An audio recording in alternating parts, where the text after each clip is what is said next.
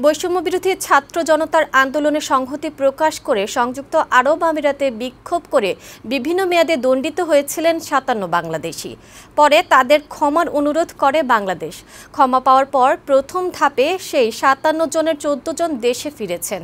এর মধ্যে হযরত শাহজালাল আন্তর্জাতিক বিমানবন্দরে এসেছেন ৩ জন, আর চট্টগ্রাম শাহ আমানত আন্তর্জাতিক বিমানবন্দরে এসেছেন ১১ জন। বিস্তারিত পিয়াস মাহমুদের প্রতিবেদনে।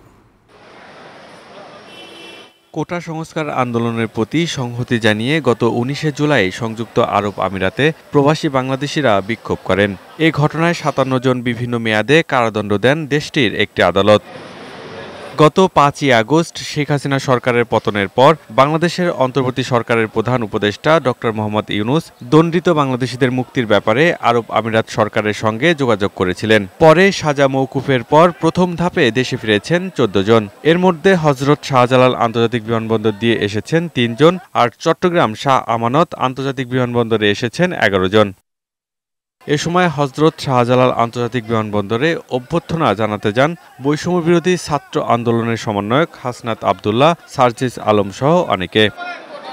এ সময় আবেগ আপ্লুত হয়ে পড়েন দেশে ফেরা প্রবাসীরা। তারা বিদেশে কারাবন্দী থাকার অভিজ্ঞতার কথা জানান। আমাদের মেন উদ্দেশ্য, আমাদের যে ভাইরা এখন পর্যন্ত আটকা আছে তাদেরকে আপনারা এখানে আনার ব্যবস্থা করুন। এ সময় বৈষম্যবিরোধী ছাত্র আন্দোলনের সমন্বয়করা বলেন, প্রবাসীরা রেমিটেন্স যোদ্ধা, তাদের প্রথম শ্রেণীর নাগরিকের মর্যাদা দিতে হবে। বিমানবন্দর ও পাসপোর্ট অফিসে রেমিটেন্স যোদ্ধাদের উপযুক্ত সম্মান দিতে হবে। আমরা আপনাদের কাছে আহ্বান জানাবো, কোনো কনসুলেটে, কোনো এম্বাসিতে আমাদের প্রবাসীদের প্রথম শ্রেণীর নাগরিকের অধিকার দিতে হবে। যেন এই এয়ারপোর্ট থেকে শুরু করে বাংলাদেশের প্রত্যেকটি সেক্টরে দেওয়া হয়, সেটি যেন নিশ্চিত করা হয়। পিয়াস মাহমুদ, বৈশাখী সংবাদ, ঢাকা।